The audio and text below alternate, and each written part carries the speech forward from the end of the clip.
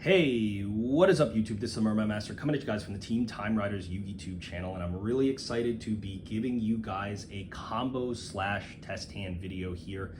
Today we're going to be going over and I'm going to be teaching you how to play my brand new Burning Skull Head Skull Flame deck. I'm super proud of this deck, guys. This is a completely my own home brew.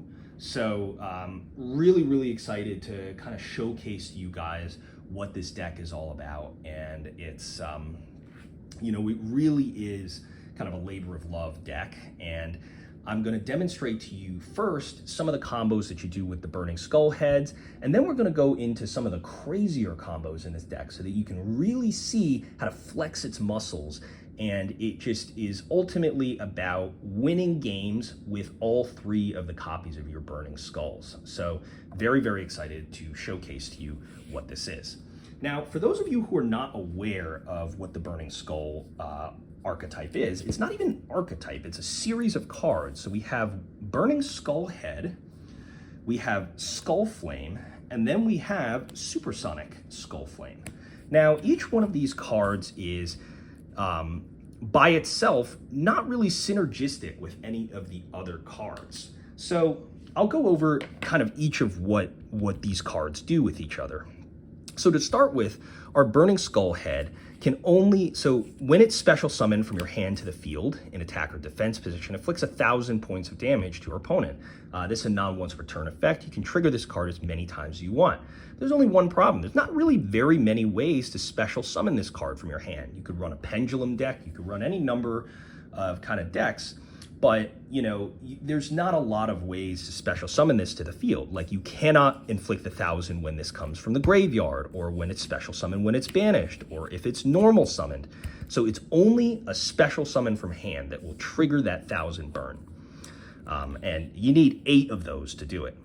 That's where Skull Flame comes in. So Skull Flame, when it's special summoned to the Skull Flame can't special summon to the field by itself, but what it does is it basically allows you to, once per turn, special summon Burning Skull Head to the field. Now, you might think that's pretty great.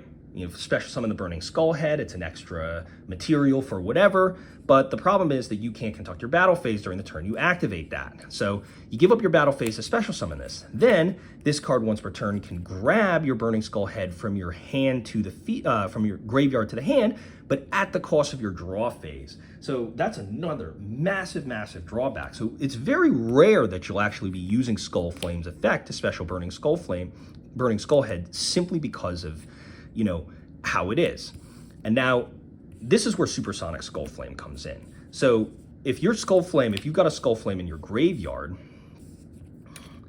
then you can banish that Skull Flame from your graveyard to special summon Supersonic Skull Flame. And Supersonic Skull Flame will inflict 400 points of damage for each one of your Burning Skull Heads in your grave. So you have to have 3, and the max amount of damage that you can do is 1,200.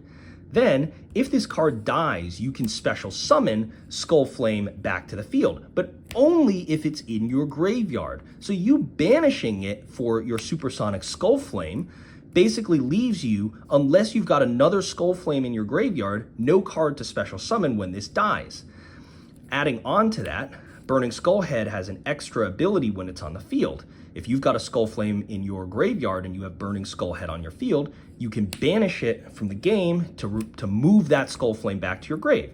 Now that's great when you want to special summon this card back after your your Supersonic Skull Flame dies, but now you have this card in your banish zone and you have no way to add it back to your hand or to recur it in any way unless you do some crazy stuff. So that's where the main new card in this deck comes in, and I would say it's the card that arguably broke this wide open for me. And the card in question, guys, is Vulcarion the Rotting Phoenix. Now, Vulcarion the Rotting Phoenix has like 2 very powerful abilities. First and foremost, it's a level 4 tuner, which, you know, while they're becoming increasingly common, you know, is a very good number, especially for a zombie deck. But the key abilities that it has is that once per turn, it can bounce itself back to the hand and special summon a zombie from your hand. And when I read this card for the first time, I immediately thought of these two. Like, I've always been interested in building a deck around them. And, you know, you got to admit, like, the last profile that I had wasn't really all that good. And so these guys here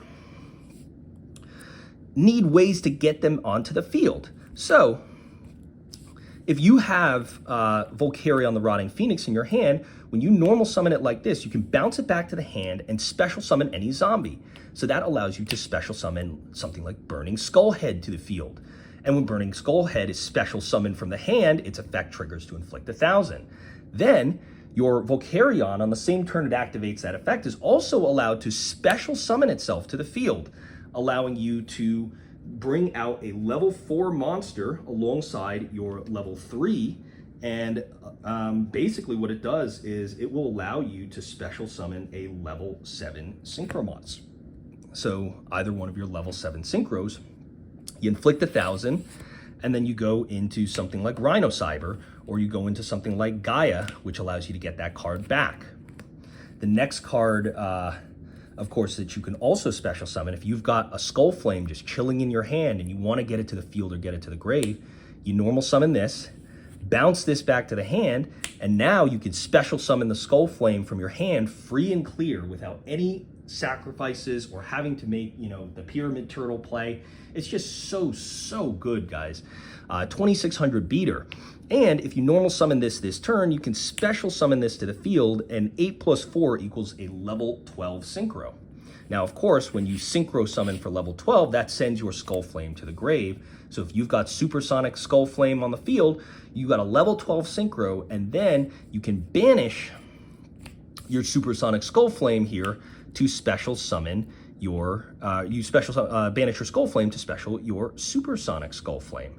So now you can kind of see that there's a lot of synergy that this card helps to create.